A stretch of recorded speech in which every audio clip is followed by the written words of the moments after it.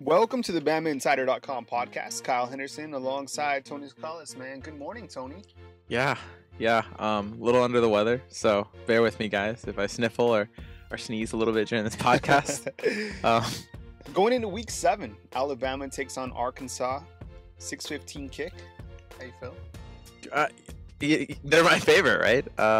I love these 6:15 p.m. kicks. I think next week we finally get a game that will be at around midday. Yeah, it's 2:30. Right? I mean, the Tennessee game should be at 2:30. They all should be at 2:30, or they all should be at 11 o'clock. Just get it over with. Go watch the rest of college football. Alabama hasn't really been, tried too much, so their games are kind of, just watch them, enjoy them, get on with the rest of the day. That's kind of my saying. I like college football. I like to watch a lot of college football. So these 6 p.m. games, I feel like I miss some of the better games. Not a fan of them. I think a lot of our fans are not a fan of these 6:15 p.m. kickoffs. I think the 2:30 ones are preferable. And then if you have a bad game, probably the 11 o'clock ones.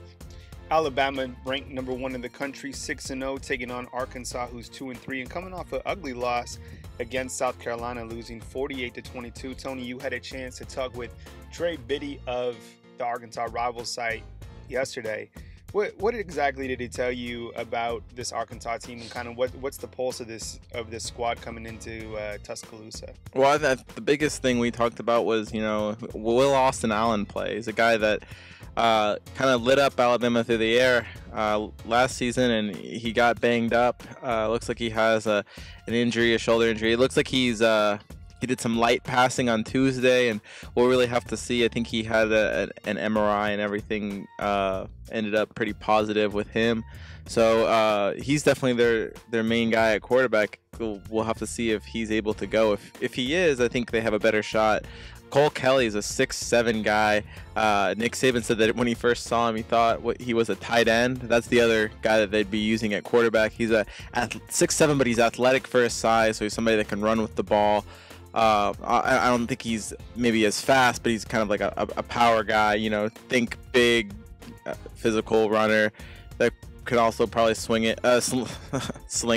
And Trey said that he's a very confident kid. He's only a freshman. He's a redshirt freshman, but it'll be interesting to see how that quarterback situation pans out for them. And I think honestly that should be a big deciding factor in what this game looks like. Alabama's a 29.5 favorite in this one. You taking that? Yeah, I am, because the quarterback situation. There's a couple of reasons why I'm taking that. First of all, I don't know what the heck Arkansas is going to do with their quarterback, or really how they're going to move the ball in general. And second of all, Alabama already had its wake-up game against Texas A&M. They had those 2 blowouts, beat opponents 125-3, and then Texas A&M kind of, would you say, embarrassed them in the second half? I mean, they almost blew a three touchdown lead. I think Alabama was in control of that game, but it was still. No, I think a lot of people fail to give credit to Texas A&M. I mean, that's a good football team, and I think, when I first saw the line, as I said on the post-game podcast, of, whatever it was, 25 points going in, there was no way that Alabama's going to go into Texas A&M, especially at Kyle Field, and win by that margin. I mean, Texas A&M is a very good team, and their 2 losses, one's against Alabama, and the other one's a 1-point loss against UCLA. So I think that, Alabama got punched in the mouth a little bit this last week, and it's good to have a wake-up call. And, I think Alabama's certainly going to take it out on Arkansas this week, especially for homecoming to SEC game. I like that line at 25, 0.5 or whatever it is. I think Alabama drops a hammer on the Hogs and makes a big statement. But I don't think Texas A&M necessarily embarrassed them. I think Texas A&M is just a good team. Quarterback Kellen Mond, that kid, he's gonna be good. Yeah, he's gonna be good. I mean, he was nice, man. Yeah, it's just at one point though, it did look like Alabama was gonna blow them out the same way that they've blown out other opponents. It was almost like when you arm wrestle someone, you have them right next to the table, and then you kind of fool around, and then they get right back up, and they start pushing back. And that's why people were asking, why didn't you put in Tua? Why didn't you put on more backups in that second half? Well, in today's game of college football, when you're playing a good team, the best have to play the entire game, because in the world of college football, anybody can come back, especially on the road. I mean, you saw how much momentum A&M had. I mean, you can't put in the 2s and 3s just yet until the game is clearly out of reach, like it was against Vanderbilt and against Ole Miss. You can't do that against higher quality teams. There's just no way. And getting those 2s and 3s, reps is important, but winning the game is the most important thing. And that game wasn't out of reach. Obviously, it wasn't out of reach because A&M was able to come back. So I don't think you're going to see Tua or maybe even the way that they played last week, maybe even Najee until the game is really under control. And then I think you'll start to see some of those guys come in. Fortunately for them, looking at the rest of Alabama's schedule, it looks like there might be some of those games where they're really in control. So I expect Tua, I expect Najee, I expect a lot of the other freshmen to get some reps, in coming weeks, but not if the game's in hand. What's the injury report for this weekend? There's the obvious guys that are out, like this Deshaun Hand. I think he's going to be gone for maybe even a couple weeks. I think maybe the earliest he comes back is LSU, but there's no word about him. Trayvon Diggs will be back. Calvin Ridley, I don't know if there's any real question about him. He had a thigh bruise against Texas A&M, but he'll be back. And then Tony Brown is a guy that, is kind of questionable. We saw him yesterday. He had a brace on his left knee. He had a sprained knee against A&M. He was shadowing Minkah Fitzpatrick at the Star, which, it's encouraging to see him back in practice. It was the first time he's been back in practice this week.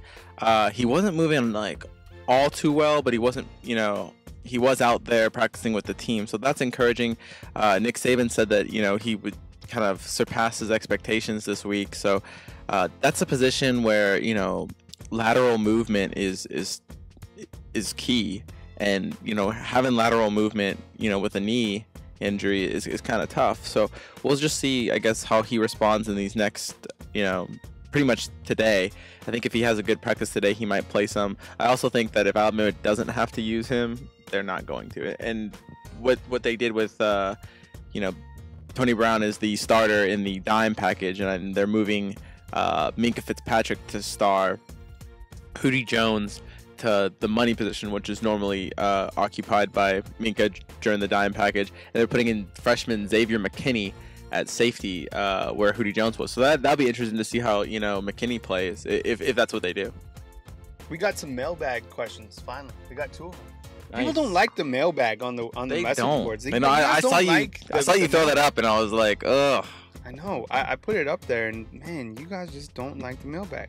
But we did get one from Crimson Painter, and he asked, against Arkansas, will Alabama be able to defend the pass better than last year? Oh yeah. Absolutely, right? Absolutely, but because of just what Arkansas is going to have, there's so much uncertainty, and I really like this Alabama secondary. I like it more than I liked it last year. Especially after Eddie Jackson was out. I really like the play of Levi Wallace. I think Minkah's doing his thing and even making a Heisman campaign out of himself. I've been really impressed with the performance of Ronnie Harrison, and Hootie Jones has really stepped up as well. And then you can't forget about Anthony Averett, who I think had a slow start but is really coming into his own these last few games. So I really like this secondary. There's too many question marks around Arkansas. I can't see them even coming close to what they did last year. We got another question. This one's coming from Crimson One Eagle. In worst case scenario where Calvin Ridley goes down with an injury for an extended period of time, who do you think emerges as the #1 target at receiver after Robert Foster's meltdown against Texas A&M? Ooh, nice. Throwing in some shade on Robert. That doesn't seem immediately clear to me.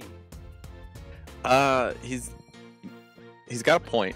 I personally, I've thought that Jerry Jeudy has been the second best receiver on the team. Given Alabama's, it seems like they've gone with the more veteran hand on most things in offense. So it'd be interesting. I think they probably want to plug Foster into that spot. But I think you'd see, Jeudy get a lot of catches. He's already second in catches so far. And he's basically working as, the third or fourth receiver. So I would actually expect Jerry Jeudy. I like what I've seen from him. Any one of those freshmen can really step up as well, and Cam Sims could step up. So they've got options. They're pretty deep at receiver, but Calvin Ridley has by far been the best. So that would be a big loss for Alabama if they were to lose Calvin. You're listening to the BamaInsider.com podcast. My name is Kyle Henderson. Alongside Tony Tsokalas, we're coming to you from Tuscaloosa, Alabama. And if I could paint this picture for you. So I'm sitting with Tony Tsokalas in beautiful Tuscaloosa, Alabama. It's an overcast day. Tony is geared up today. Oh, I'm in pajamas. This ensemble has to be highlighted. He's in an Australian soccer team outfit. Literally, he has I just have matching pants. These are not. It's not an opposite. It's not like I didn't buy it. Is as this like a set. in protest because the United States didn't make the World Cup? You're like, yeah, that's what it is. I'm making a statement. I'm moving to Australia. I've got green for those of y'all who don't know what the Australian jersey looks like. I've just got the yellow Australia jersey. I collect soccer jerseys, so I've got a bunch of them. And then it just so happens that I wore green pants which match the yellow and green. On. He's got his. I've got slippers on. That's totally false. Kyle's at my house, and so like I said earlier in the podcast, I'm a little under the weather, so I didn't get dressed up for this podcast. As we enter the second segment, second quarter of the podcast, yesterday Saban said that he'd like to see Najee Harris and Josh Jacobs play more. How does Alabama possibly do that? Because, I mean, there's so many guys to get the football to. I mean, the game changes, the momentum changes. What's your take on how to get Najee and Josh Jacobs more carries and still having to feed Damien Harris and Bo Scarborough? I too am a fan of getting Najee Harris carries. I think I've made it clear how much I like him. I think with Josh Jacobs it might be a little bit easier because he's so versatile. And you've seen them put him in multiple back packages, 2 back packages.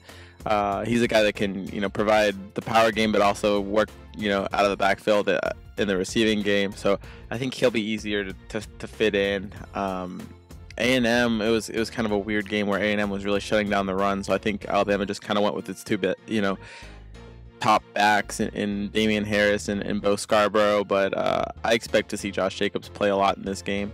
It was one of his better games if I remember right, or he did pretty well I think last year against Arkansas if I'm not mistaken. So it'll be interesting to see how he does. And then Najee Harris is a talent, but like I said before, I think he's kind of the 4th back on this team right now, and if the game's close, he might not get as many carries as he would, in some of those more lopsided SEC games.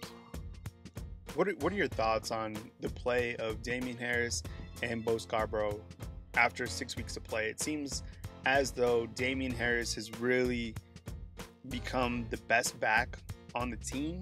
And have you been more impressed or less impressed with the play of Bo? Well, first of all, with Damien Harris, I mean, you can make an argument that he's been the offensive MVP. You might give it to Hurts, you might give it to him. He's been really impressive, and if you consider the numbers he has with the carries he has, he's averaging more than 8 yards a carry. He's number 9 in the nation in yards per carry. I don't remember the exact number, but it's something north of 8. You really can't expect any more. And he's got the touchdowns this season. He's got 7 where he only had 2 all of last season. 8.5 is that average. 8.5, okay, yeah. So it's pretty solid. In terms of Bo Scarborough, he's also been good. I don't think he's been the dominant Bo that we saw at the end of last season. 65 carries for 297 yards. Yeah, I mean, he too hasn't gotten, I think if they would have given either of those backs, the bulk load of carries like they do at some schools, you'd see really improved numbers. But Alabama doesn't do that, and I don't think they have to. It keeps the running backs fresh. I think that especially helps a guy like Harris. He seems to really relish on the limited carries. I think he actually kind of likes it. Every one of his carries, it's like a fresh carry, But with Bo, I think, hang on until the end of the season and really just, maybe he has another spurt like he did last season where he just takes over games. And even if he keeps at this pace, I think Alabama's fine. They've got so many backs, and it seems to be working for him. So a little bit, I guess, underwhelmed by what Bo has done so far, but nothing to be concerned about. Quarter number 3. Coming at you from Tuscaloosa, Alabama. It's Kyle Henderson and Tony Tsokalas on the BamaInsider.com podcast. You can subscribe to any of our podcasts, past or present, by simply going into iTunes or Google Play and searching for the BamaInsider.com podcast. We got to finish. We got to finish. It's third quarter. Yeah, third quarter. We got to finish. We got to finish strong. Trust the process. No more rat poison. Better food, Tony. Mexican or Italian? This is so easy. It's Mexican food. Mexican food over anything. Thank you. Right? This is even. You know what place is really good in Tuscaloosa, and I haven't even been there. Moe's. No, Moe's Mexican. Because there's a Moe's barbecue, and then there's a Moe's Mexican. I don't like the fact that they have the same names, but they're completely different, right? It's not like Moe's barbecue. One serves barbecue and no, I know, but it's not like the same. Yeah, it's not even the same owners. Most Southwest Grill's kind of like a Chipotle. It's like so good. Yeah, it's a fast foody ish Mexican. This is good. How do you feel about Taco Casa?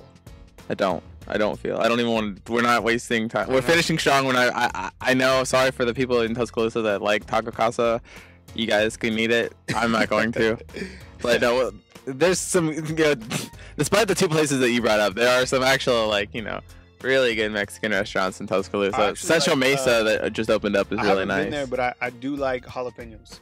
Jalapenos is out by is Lake good. Tuscaloosa. I think it's good. Yeah, there's a couple locations, and then Iguana Grill's not bad. Chuy's is not bad. So yeah, you got some options. I like, I'm content. Hey, is there a place in Tuscaloosa to eat Italian food other than De Palma's? I mean, but why would you go anywhere else but De Palma's? De Palma's is amazing. Yeah, you're right. I mean, De Palma's top spots is really good, and I like Italian food. The only thing about Italian food is it's really heavy. Well, so is Mexican food. I can't even make that argument. I like Mexican food better. You can have like 2 tacos and still be able to, kind of do your thing the rest of the evening, or you could even have that for lunch. But when you have Italian food, I'm going meat lasagna, and then I'm taking.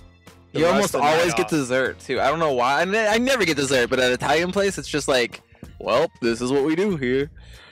So, yeah. What about our next rapid fire? Beer or wine? I mean, you're gonna strike me as a wine person, aren't you? I like beer. I like wine, but I have a feeling you're gonna go with wine on this. You look like a wine guy. I look like a wine guy? I think so. I do enjoy wine. I grew up Catholic. But no, I'm more of your craft beer kind of guy. I do, depending on the setting. I don't like, obviously if I'm gonna go beer, I'm gonna go beer the whole night. If I'm gonna go liquor, I'm gonna go liquor the whole night. If I'm gonna go wine, I'm gonna go wine. No, some people don't. Everybody knows you can't mix. Come on. I know some people don't though. And I'm gonna go pretty much the same beer. I really like finding a beer I like and just rolling with it. The same one. The thing I like about living now in the East is the fact that you get Yingling, because I've been deprived of Yingling since I lived on the West Coast for such a long time.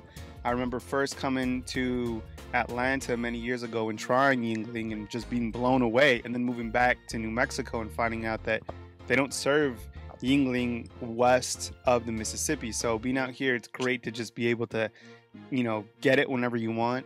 But my favorite beer, so I think number 1 for me is just like a simple Yingling. I just like to, sip on that. I like to chill. But my best, my best take for a beer is, have you had a chelada? You have it's like a Modelo, so it's a Mexican beer, and then you put a little bit of, you could do like almost like a spicy Bloody Mary. You throw a little piece of celery in there. Just ease on the rest of the Sunday. Celery. Cruise the message board. Celery. With a little chelada. Yeah. Come on, dude. No. Yeah. I mean. No. So I'm beer over wine, but that's just my take. You're also celery over beer, so. better take. You a sleep-in guy, or you like to wake up early? I'm a sleep-in guy, and Kyle's a wake-up early guy. Cause I wake up to these texts, and he's like, "Good morning, Tony," and I'm like, "Nope." Yeah, Tony's not feeling it. Yeah. I wake up early. I love to. There's nothing better for me than waking up like at 4:45, getting that coffee, listening to a little audio podcast or something like that gets me going, and then Smooth jazz. No. I like to listen to. I listen to books all the time, so I do that, and then I read the message board, and then and then I contact Tony. Cry a little bit after Definitely the message board. Lately, the message boards have been they've been so touchy lately. Y'all were so nice, and now you're so mean, guys. Yeah, man. This is like the mid-season beatdown. Oh my God. My goodness. I will say I'm not sitting and really getting upset over it. There are a lot of support, and I appreciate the people that kind of give us the good jobs. There's some nice Patriots out there. I'm not asking for accolades on the message boards, but just it's like the approval rating. We went down. We went down. We had a strong 100 days. The work ethic is strong. I don't know. I don't know. What are we doing wrong? We're gonna have to patch things up with you guys. We need another dinner or lunch, morale boost. Maybe you guys need some more company hot dogs. meeting. We need to go down to Chris's again in Montgomery. I don't know. Let's do something here. That's kind of a long ride. I say we go down. I don't know. Maybe we need to step up our game. Maybe we need to go somewhere. We need to go to Flippers. I wouldn't mind going to the beach. Right? Yeah. Look, we got to get there fast because it's getting a little cold for the beach. Fourth quarter, rounding out the podcast. Rank the SEC right now. I mean, it's pretty cut and dry right now, right? I mean, Alabama, Georgia, Auburn. Who cares? And then who else? I don't know. Just start throwing teams out there. Right? I mean, is Florida better than A&M? No, I don't know. Yeah, I don't think so. But I don't at that point after those three, and I personally think it's Alabama, Georgia, and then a little bit of a gap than Auburn. But I do think Auburn's in that top three definitely. I mean, they're in the top. I mean, yeah, they're in the top three probably in the nation, right? Top four, Georgia. Well, Georgia. I thought, yeah, but not Auburn. No. Yeah. Oh, okay. I was gonna say the thing about Auburn is I think they're a very good football team. They're gonna be very tough to beat for Alabama. Alabama obviously travels to Auburn, and when you look at Auburn's schedule, they only lost to Clemson. I mean, Clemson. It was a close game. Yeah.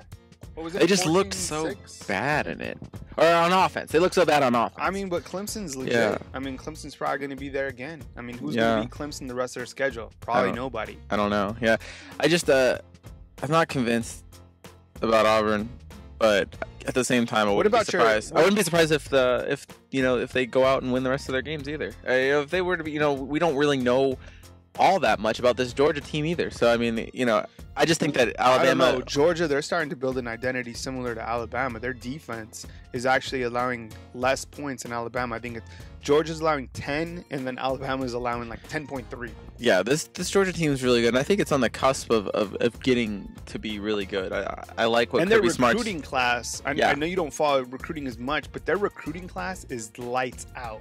Yeah. So I mean, they're building something special. I heard someone talk about this year's Georgia team's kind of like the 2008 team with Saban, where they lost to Florida in the SEC championship game, but you could tell that they were building something. They were kind of like coming out. So maybe this is the start of a Georgia team that's going to dominate the East for the next few years, and it's right there for the taking. There's nobody else there in the East maybe Florida, but they haven't gotten their stuff together all too well lately. So I mean, the East is there for the taking. If you put together a dominant team, you can dominate the East, and we might be in line for a few years of Alabama versus Georgia in the SEC championship game. Get used to that, maybe. What about a national top 5? What's yours look like? I take Alabama and Clemson definitely number 1 and 2. Yep. I think Georgia would beat Penn State. I think Georgia would beat Penn State. If I'm just going by what do I think, maybe Georgia number 3. Penn State number 4, and Washington number 5. Yeah, I Washington. mean, I don't think that 2 SEC teams will make the playoff, so I wouldn't put Georgia in my playoff, and so maybe. And I'm not entirely sure about Penn State or their ability to stay unbeaten. I wouldn't be surprised if a Final Four included maybe Alabama, Clemson, TCU, and Washington. Yeah, so something like that. If you look at Penn State, I mean, it's going to be tough for them to remain undefeated, just because I think their competition going forward is going to be tough. I mean, Big Ten's tough to cruise through. I think TCU, when you look at them, they could potentially be there. And who's going to beat Washington from the Pac-12, right? Right. I mean, I have this funny feeling, and I have this funny feeling that, and I don't know why I feel this, but I feel like Clemson's going to lose and be the number 4 team in the playoff. They're going to lose. They're going to get back in it, and Alabama and Clemson will play in the Sugar Bowl. I don't know why. I think that that will happen. I think that will be probably a bigger game than the national championship itself. In terms of, I have no idea why. I think it's going to happen. Clemson should win the rest of their games, but I just have this feeling that Clemson's going to lose, because there's always that one shock. But I do not think it will be enough to knock them out of the playoffs, and that would, so Alabama would play a Clemson team in the Sugar Bowl. You're listening to the BamaInsider.com podcast. My name is Kyle Henderson, alongside Tony Tsokalas, coming to you from Tuscaloosa, Alabama. You can catch us on BamaInsider.com every single day. You can catch the podcast on iTunes or Google Play. Just look for the BamaInsider.com podcast. As we round out the podcast, moving into our OT segment, a couple just quick hits. United States doesn't make the World Cup.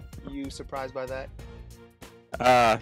USA Soccer's, in the bigger spectrum, is trash. This cycle is trash. They have a really good player, perhaps maybe the best player they've ever had. Who's that? Christian Pulisic. He's only 19, but there's nobody around him. They're old. They're bad. There's not a lot of talent around Christian Pulisic. The thought was always not this World Cup, but next World Cup, that U.S. could put together a good team, because Pulisic would be, 5 years older than he is now, and then have some other younger players around him. But it's gonna really hurt their chances, because you wanted a guy like Pulisic to be able to play in a World Cup, and now he can't. They were never going to do much in this World Cup, but the experience of getting to play in a World Cup is big, and it's also just the embarrassment of a team like USA in the CONCACAF, which is what they compete in. They should make the World Cup easily. Conca trash. Yeah, but really, there's no excuse for this. They should definitely make the World Cup. Yeah, and I know it's not a soccer country, and I know there's a lot of factors, and all our players play different sports, but come on, this is a very a new all-time low for. Yeah, it's bad. It's really bad, and they should be embarrassed. That's why I'm wearing this Australia shirt. Major League Baseball playoffs: Astros, Yankees, the Dodgers, and either Washington or the Cubs. Astros, Yankees. Let me give you some insight. I'm a Red Sox fan. I know you are, but for the Astros, Alex Bregman's from Albuquerque, New Mexico. I know. Tony Tsokalas is from Houston. Right. Oh, right. Coincidence? But you're not. But you're not an Astros fan. I'm not. I will be rooting for the Astros for the rest of the postseason, but I'm not going to pretend like I was going into this postseason rooting for them.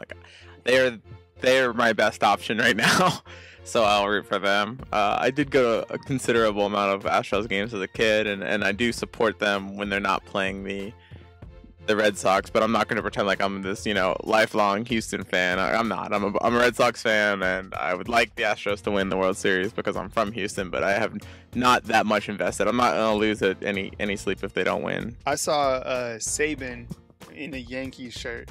Is he a Yankees fan? Is that known? A little bit, yeah. He has a respect for them, unfortunately. So this is known. So we know that Saban likes. It looks like the Nashville Predators hockey, and he likes. Saban likes his Mercedes-Benz Mercedes. His Mercedes-Benz plant in football team in Nashville / the Predators. That was a good marketing ploy by Saban to roll out there with that. Obviously. Nashville. But no, I guess he likes Nashville. He likes the Yankees. There's another team he likes. The Patriots. Well, that's something good for him. He's a big Patriots guy with Belichick. So, yeah. Lastly, in the NFL, Chiefs are 5-0, Pats 3-2, Packers 4-1. Aaron Rodgers doing his thing, balling out. What's your take on the NFL, man? Talk something besides the Patriots. Damn it. Well, that being said, I think the Patriots have underperformed this season. A little bit disappointed with the 3-2 start. The Chefs giving it to them early on, right? The Chiefs. Oh, the Chefs. Yeah, the Chiefs look great. I have the Hunt running back. What was his first name? Why can't I remember? He's on my fantasy team. Why can't I think of his first name? Kareem Hunt? Is that it? I don't know. Yes. I don't know. I'm sick of him. It's early. Yeah, he's on my fantasy team. He's doing really well. And then, Alex Smith is doing really well. Alex Smith is the strangest quarterback because his career, he's been like good, then bad. Then he like just disappeared, and now he's back.